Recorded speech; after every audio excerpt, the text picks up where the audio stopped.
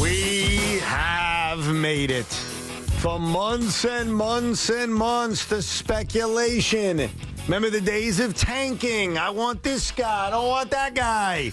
In about 6.5 hours, all our questions will be answered at the NFL draft. But it's not only that tonight. The Islanders play for their season. The Knicks look for the kill. And the Yankees wrap up their 4-gamer with the Oakland A's. We'll touch on it all as the show rolls on, including a visit from Bad Tiki coming up at 4:30. Tiki, here's the way I look at it. Mm-hmm. You're not a real Jet fan? Is that what you're saying? I'm not a real Jet fan. You're not wearing Jet gear right now. Let me tell you something. I am wearing Giant gear. Loogie is wearing Giant gear.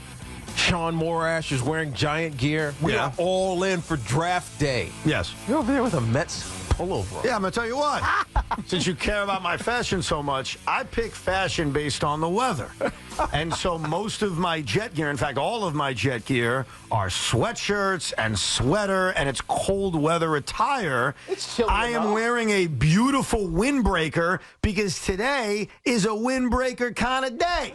So that's my fashion decision. All right? It's 49 degrees today. That's warm for me. Are you kidding me? Oh, In Evan's world, that's windbreaker weather. Anyhow, I look at it this way, and I don't think you're going to agree with me, but sometimes I like to put things in very simplistic terms. The Giants are going to make a decision tonight at number 6. Maybe they're going to move up to number 3. Maybe they're going to move back. That's all part of the equation.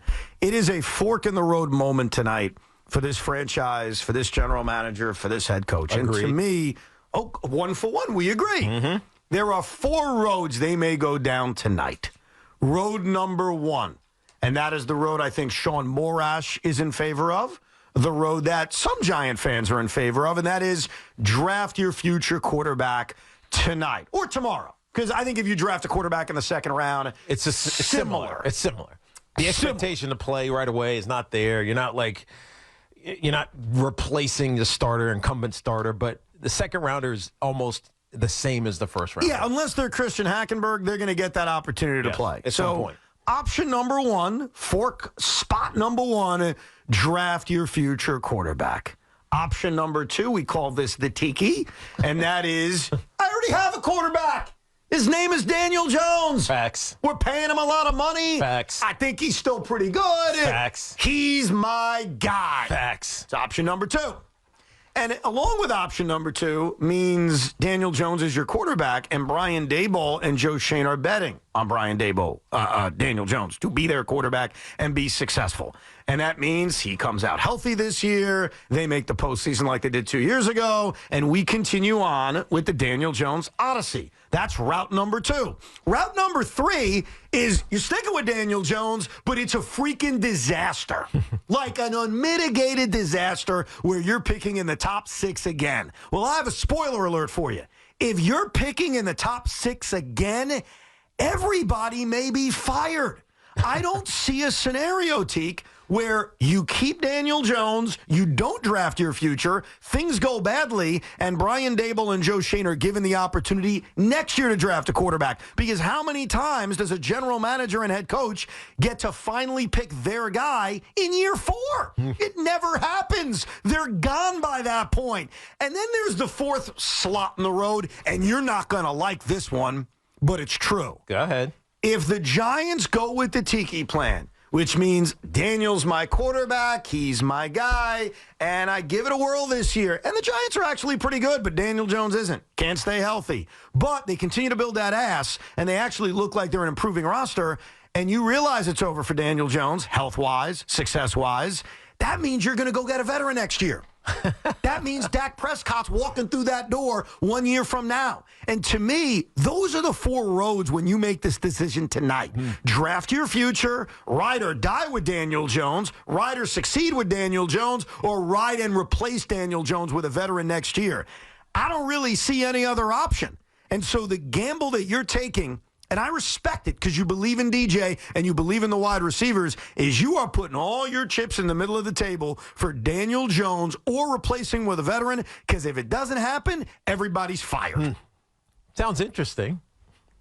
Your theory. I think it's a rather bulletproof theory, if you ask me. Yeah, I mean, it could be or it could not be.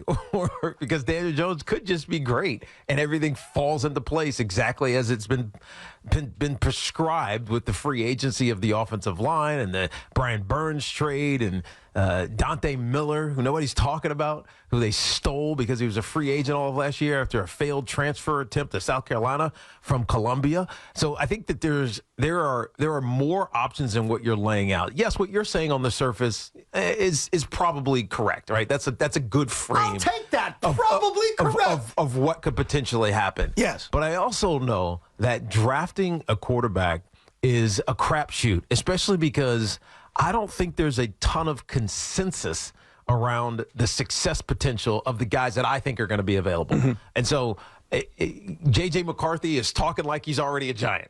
It's insane. Yeah. And a lot of these guys are. I mean, there was a guy with Carolina who said, oh, yeah, Coach Canales told me that he's taking me if I'm there at 33. And they asked Dave Canales about this, the head coach of the Carolina Panthers, and he said, yeah, I told that to him and about 50 other guys. So it's all nonsense. Like everything that we hear, even if the player sounds compelling, meaning the college player that's coming into the league sounds compelling and what he's saying, They don't know what the coaches or the GMs are going to do. We don't know what the coaches or the GMs are going to do. Hell, the current team right now doesn't know what the coaches or the team is going to do. The only certainty is that there are going to be surprises in this year's draft, I believe. It could be guys falling. It could be guys accelerating up the draft board. It could be trades out of the positions that they are in. But I know that the Giants have constructed this team this offseason to win now. And I think Daniel Jones is the only option of all those that we're talking about that gives you a chance to win now. Could he fail? Could he get hurt? Sure. But that's negative thinking. And I don't think manifesting that is something that as a Giant or as a coach or as a general manager, you're even thinking about. You're trusting that Daniel Jones is going to be healthy. You're right, by the way. You made a very simple point that I will agree with you on. If the object of this draft tonight, and I know it is for the Jets, so it's a little different, but if it is also for the Giants of what gets me closer to winning in 2024, that's all I'm thinking about is I want to win in 2024, then everything you're saying is right. Yes. Because then you just rely on Daniel being healthy. You give him some more weapons, whether it's Malik Neighbors or another wide receiver, Odunze, who I know you love, yep, and you go for it. But if it's a bigger picture thought, then that's not the answer. Because if it's a bigger picture thought, Daniel Jones is the only quarterback truly Brian Daboll has had as head coach of the New York Football Giants. Yes. He is about to enter year 3.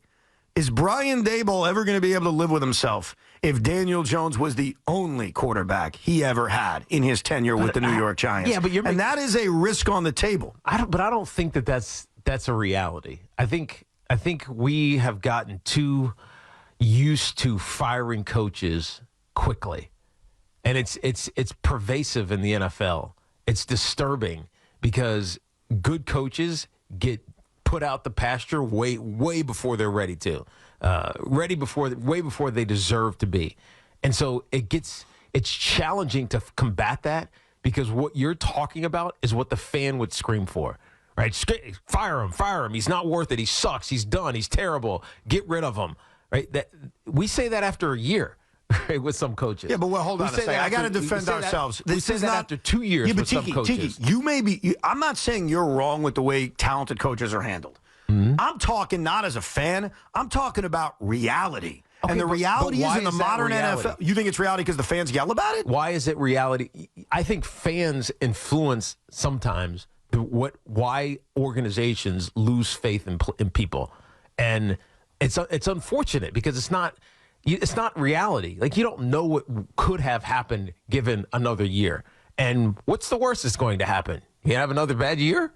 Right? So to me, like, there's an urgency that belies the reality of how hard it is to build a winning team and a winning organization. And if you start to see building blocks, you can't just throw them away. And I think Dave's has put building blocks in place that even if they have a subpar season, it's not going away. No, but my point to you, though, Teak, and forget about me saying it as a fan or me screaming about it. I'm giving you what I think is the realities of the NFL. And if you have a problem with that, I respect it, but it ain't with me and it ain't with the fans. How many general managers and head coaches throughout NFL history, recent NFL history, finally get to handpick their quarterback via the draft in their fourth year? Yeah. How often does that ever happen? And the answer is never. So it may seem unfair and it may seem mean to say, what are you talking about? If they don't draft a quarterback and Daniel Jones in this third season with this group, things go badly that they get fired, that's unfair. That's not me firing them. That's the reality of the NFL. And so my point to you is if they don't draft a quarterback today or tomorrow in round 2, I don't believe they ever get an opportunity to draft their own young quarterback. Do you at least agree with that statement? No, I don't. Because I think they're going to be allowed to draft a young quarterback next year after a bad year? In their fourth year? I mean, why not? Why wouldn't they be? Because who else has? Like, I'm looking at the history of the sport in the last 10 years. How often does a coach and GM, like a new administration, get 4 years, and in their fourth year is when they finally decide to handpick their guy? Andy Reid and Mahomes was year 4. Right, but that's what I'm talking. Hold on. That comparison is awful, and Why? you know it. Why? Davis Because made the playoffs already. What? If they make the playoffs, he's not going to get fired. That's my point.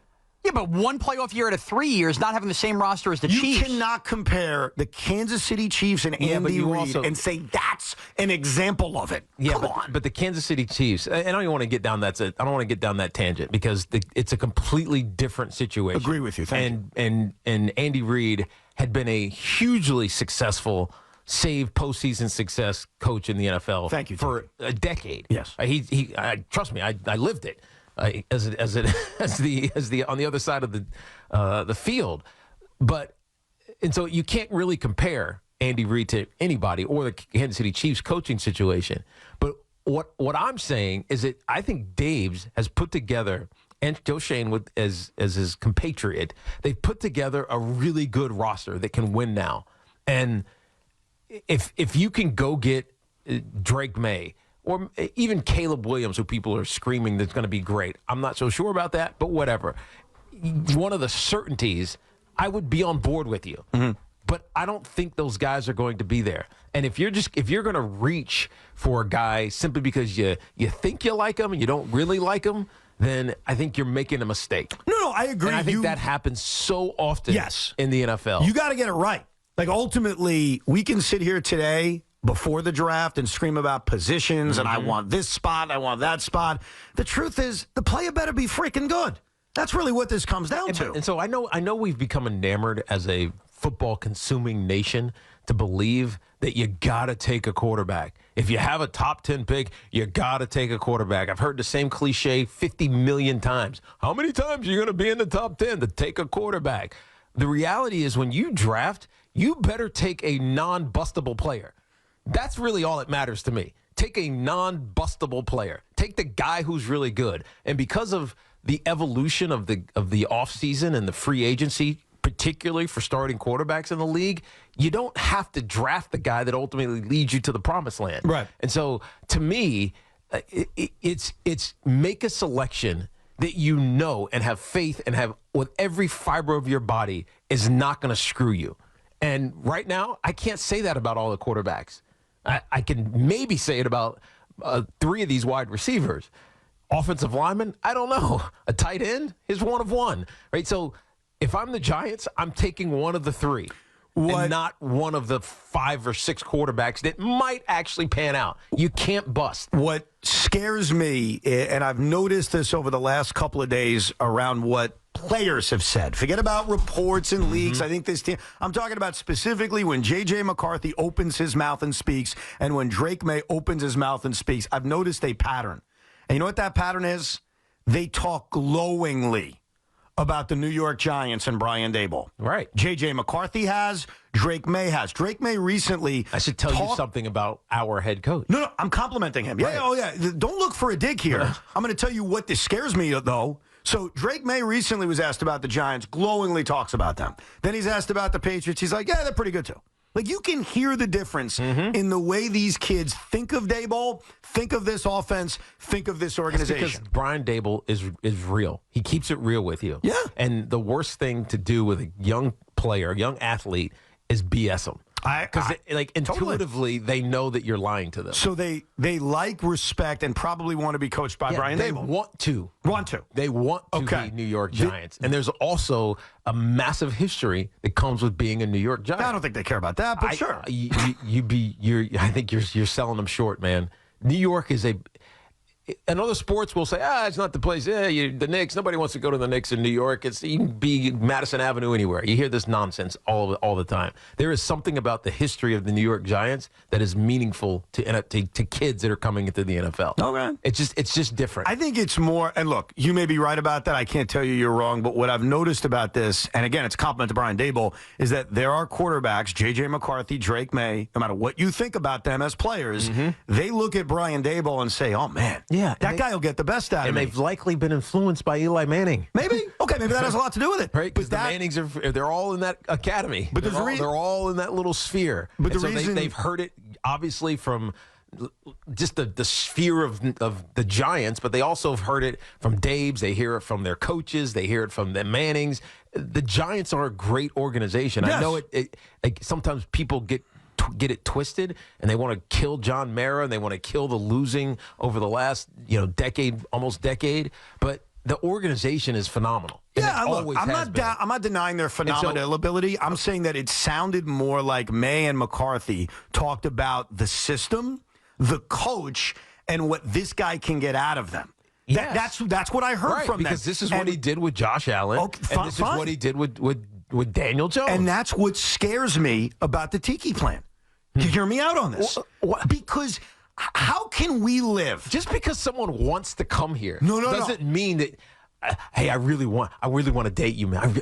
I really want to date you. It doesn't make me. That's not what I'm saying. You know what I mean? I do know what you're saying, but you don't know what I'm saying, which is it would kill me to not have the opportunity to see Brian Daboll mold a young quarterback. That would kill me if I'm a Giant fan. He did mold a young quarterback. And Daniel Jones. Remember, he was 25 years old. I know, but another one that they handpicked. They didn't handpick Daniel Jones. He was already here when they got here. I know what you're saying. You agree with what I'm saying? Of course I do. Can you imagine this administration not lasting and we never get to see him mold a young quarterback? Here's my problem: is that we are trying to elevate quarterbacks to this pantheon of we can't exist without you. And if the last I checked, football is a team sport, right? The Kansas City Chiefs didn't win the Super Bowl last year because of Pat Mahomes. I know everybody wants to say that. Everybody believes in the towel of Pat Mahomes. He is Messiah. I mean, hell, they're gonna have Passovers for him pretty soon, right? Pat Mahomes is the greatest thing since the history of the world. I mean, in moments, yeah. But they won because their team is solid, right? There was a significant portion of last year where their offense sucked, and that included Pat Mahomes. But their defense was solid. Their coaching was on point. They had every little piece taken care of so that when it mattered, they played good enough to win a Super Bowl, get into the playoffs, and win another Super Bowl. That's a team effort. And so we focus all of that information and all of that energy on the quarterback. But it's not always the most important piece of a puzzle. That's all I'm saying. And so now, as we approach this draft, and we're 6 hours away from the start of this draft, all anybody's going to talk about are all of these quarterbacks, and we just want to elevate them to the Pat Mahomes potential. Trust me, most of them are not going to be that, right? And so you're going to risk whatever you've built with whatever you have to go get that guy who you think can be the Messiah light, and it might not happen. And to me, it's dangerous to go chase an idea. And that's what I feel like we're doing. We're chasing an idea of what a player could or could not be. What scares me is that there is a likely scenario if you get what you want, which Tiki's endorsed. He wants Odunze at number 6. I want a guy who's going to definitely be a star. Okay. And by the way, you can get two things, and they can give you contradictory results. You may get Rome Odunze at number 6, and you may be right that he's a star. And you also may get Daniel Jones breaking down again, and you need an answer at quarterback. And what would scare me to death if I'm a Giant fan, and I'm not telling you, Teak, that J.J. McCarthy is going to be great. Don't take anything I've said as that guy's going to be the Messiah. I don't believe that. But what I believe is Brian Daboll is special when it comes to developing young quarterbacks. And you can see it based on these things that are being said by Drake May, by J.J. McCarthy, and by the results. And what would scare me half to death, and this is why I said it's a fork-in-the-road moment, as much as you may not agree with me on this, there's a scenario where they ride with Daniel Jones, the team does not succeed, and not because I screamed about it on the radio, not because Sean screamed about it on the radio, not even because you as a Giant legend screamed about it on the radio. Brian Daboll may be gone after year 3. I don't see that And happening. it would kill me as a Giant fan I don't see that happening. It could happen, though. I know, but I don't. Most of the time it does in this NFL. It would have to be an utter and complete disaster. Just, I don't see that happening. What I don't see happening. The thesis of your argument is that Dabes could be fired after this year. If they're bad? The thesis of your argument Yes. is that Dabes could be fired after this year. I don't think that's a reality. The thesis of my argument is if you're picking in the top 5 or 6 again, I think it's likelier than not that he isn't here, which means you never got the opportunity to see Brian Daboll mold a young quarterback. I'm not telling you which of these guys are great because I don't freaking know. We could all lie. I could pretend that this guy's going to be. I have no freaking idea. But here's what I know, and it's a compliment. Brian Daboll's got something with young quarterbacks. He developed Josh Allen. Why would you fire him? Because it's the NFL, and after 3 years, if they have a 4-win season, you think he's surviving that? If they have a You think he's surviving that team? If they have a 4-win season, then a lot went wrong other than Daniel Jones not being the starting quarterback. Because Daniel Jones was barely available last year, and they won 6 games. So there would have to be a lot that goes wrong. You think he would survive? Okay, fair enough. Do you think he would survive 6 wins? 100%. I don't know about that. 100%. And that's not because I'm yelling or fans are getting crazy about it. That's the NFL, man. How many guys survive that? How many? And again, how many guys get the chance to pick their first young quarterback in year 4? It doesn't happen. It's a rarity. Until it does. Unless you're telling me John Mara is going to be the one, and I don't know if he will. And that would the more you hear young quarterbacks talk glowingly about Brian Daboll, the more I would why want. Would you fire him? The more I want him to get his hands on a young quarterback. Don't you realize how you're contradicting yourself? No, I'm not at all. You're talking about how all of these young quarterbacks who have sat with Brian Daboll rave about him. Yeah. In ways that it's so glowing that it masks the success of an organization like the New England Patriots. They're just like, yeah, it's the New England Patriots, yes. Whatever. Yes. Because it's at the end of the day, it's about the people within the organization. And Dabes is a great person within the Giants organization. We've known that since he came here, since day one. We've known that. So why, after 3 seasons, would the Giants say, regardless of the outcome of the season, yeah, we're going to move on? Because it's a results business. You just answered it. Because it's a results business. Yeah, sometimes it is. Sometimes it is. But the results or the lack of result only results in firing if there's a lot other nonsense going on. Most coaches get fired because of nonsense, meaning not that it's not justified, but just nonsense is going on behind the scenes. Whether it's not being able to communicate, a terrible staff, not having good enough relationships, not developing players, those are the things that get coaches fired. And Dave's doesn't have that issue. Wins and losses get you fired. Sometimes. Sometimes you're right, it's relationships, but most of the time, it's wins and losses. My gut is that Brian Daboll is not even close to being on the hot seat. Well, I didn't say hot seat, but we're about to enter that's what you're saying. No, I'm saying it's the 3rd year of him. But you Evan, think he's surviving a bad season? What's the definition of a hot seat? I don't know. It's a cliche we use on talk radio. If you have a bad season, you're likely going to get fired. Yeah. That's hot seat. If the Giants have a bad season, I'm not guaranteeing this because I don't know, but Brian Daboll's not getting fired. I think if they have a bad season, there's a decent chance he gets fired. I don't think so. And there's a decent chance we're just going to disagree. No, because I am not saying that this is a prove-it season for Brian Daboll and Joe Shane. I don't believe that. I believe that this thing got pushed out an extra year because of what happened last year. And despite all of the stuff that went wrong for the Giants a year ago, they fought all the way through the end of the season. Like that character and that personality that he brought to this team 2 years ago, it existed through the negativity of last year, the failure of last year. Like there was genuine enthusiasm within that Giant locker room, regardless of the losses. And to me, that's more important than the wins and losses when you know you're not winning. You know what I mean? And so I don't see that going away simply because they have a bad season. Eventually, you have to win games, man. Yes. And I don't think year one is enough to supersede bad seasons. Eventually, you have to win games when you have your roster exactly like you want it. And I don't think it's there yet.